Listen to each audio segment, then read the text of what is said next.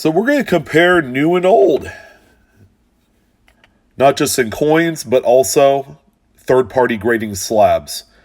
What if I told you that there is a premium when it comes to purchasing a coin that is in an older slab to a new one?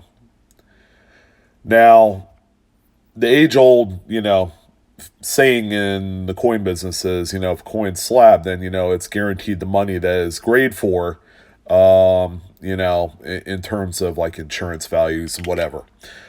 But in the case of the different generations of PCGS slabs, there is actually a difference. I think that it's more lending itself to the collectability of the coin. But there is also one other factor. So we're going to get into that, but let's pretend, all right, that both coins are exactly the same. I know this one's a Nike dollar, but let's just go ahead and forego that. This is more of, illustrative purposes than anything else. Let's say in this newer style slab right here, I have an 1889 Morgan silver dollar that is also graded mint state 63. The coin on the left, okay, that is clearly in a much older PCGS slab, believe it or not, sells for 15 to 20% more, okay, regardless of the grade. So the grades are the same.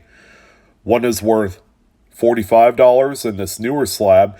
The older coin traditionally sells between 65 and 70. Okay, I did my research. That is the case for this particular grade and date.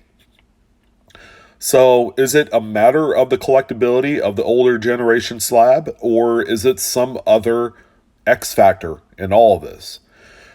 So that's a great question, okay? And, give it a second to kind of just settle in and think about it. But while you're doing that, let's go ahead and talk about this slab right here. So this is a generation of slab that was primarily used during the 1980s. Okay, it's 30 years old. It's got a few miles on it in terms of where it's been in its lifetime. But you notice as I flipped it, you hear a little rattle. Okay, that is actually the nickname of this particular slab. That's its namesake. It's called a Rattler slab. It's again, you'll know it because the coin just sits in this plastic holder. Unlike the newer coins where there is an actual ring, a silicone ring that they use. I don't know if it's silicone, it might be some other material, but it has to be archival safe for the coin to prevent toning and whatnot. But when the coin is encased with that protective ring to kind of seat it in place so that way it doesn't rattle, okay, that's gonna, ensure the look and quality of the coin. Whereas in the Rattlers, if you sit here and shake it enough times, the coin can actually spin around. As you can see, it's spun around just a hair counterclockwise in the slab. It's quirky, but this is how it was made. Another thing to point out with these coins is the way they're seated in here, there's actually a lot of give. I don't know if you see that little sliver of room in there, but that is distressing the coin, okay, for the mere fact that, as you rattle it like this, like so, or you move it around in your cases and your safe and that sort of thing, the more the coin moves around, the more that it creates friction. And when there's friction, you're bound to get some sort of hairlines on the coin in time. Now, the deviancy in the actual room in here is so small that it's not going to make a huge difference.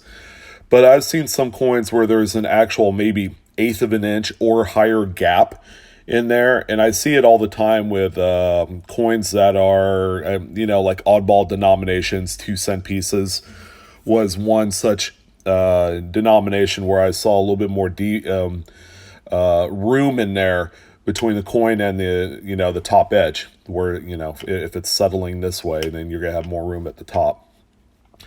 Another thing I did not like about these Rattlers is you have these tiny itsy bitsy little prongs. And then sometimes they'll kind of break away. In this case, you can actually see a little piece of the prong right there on the bald eagle's chest of feathers right there. You can actually see the cast shadow because that little fragment is sitting on the plastic and not on the coin. So you have things like that going on. But the main reason why that these sell for such a high premium, other than the old slab encasement, is that I don't know if you guys were aware of it, but in the 80s and early 90s, PCGS and their grading standards was so much more strict than it is today. Not to say that they've laxed quite a bit, but during that time they were really tough on coins. So the belief was, okay, if I were to buy a coin coming from a Rattler, that about maybe 50% or more, of the time that the coin will upgrade to the next point, whether it's a 63 plus or a 64, and that translates to dollars. Okay, a lot of people do that to this day. They'll source out some of these old Rattler slabs. They'll take the coin, and then what they'll do is they'll resubmit it. They'll crack it out of here. They'll resubmit it to PCGS, get a higher grade, and then sell it as such. It's not out of the question that I've seen probably a number of very rare coins that have come out of the Rattler slabs and have upgraded 2, 3, 4 points, and that individual made a huge payday. Insane. Sometimes 5 figures. You want to know where to come across a story like that? The PCGS Collectors Universe forums. Oh man, you see it all the time. It's insane. So that is another way that you can make money in the business, is by trying to go for an upgrade on your coin. And it's not for the weak of heart, because sometimes you'll submit the same coin 2, 3, 4, 5 times, and eventually you might get that little kick. And there are a number of people that I know that do that, and they make a huge amount of money. But there's patience that come into play. Of course, you need some cash, you need some capital to get it started. But that's the whole allure of the Rattler slab PCGS plastic third-party grading holder. So I wanted to talk about that today. It's a neat subject, and one that probably doesn't come up too much, because what's the difference? I'm buying a graded coin by PCGS, by NGC, from Annex, and it's a graded coin. It's problem free and everything else, and I should be okay, right?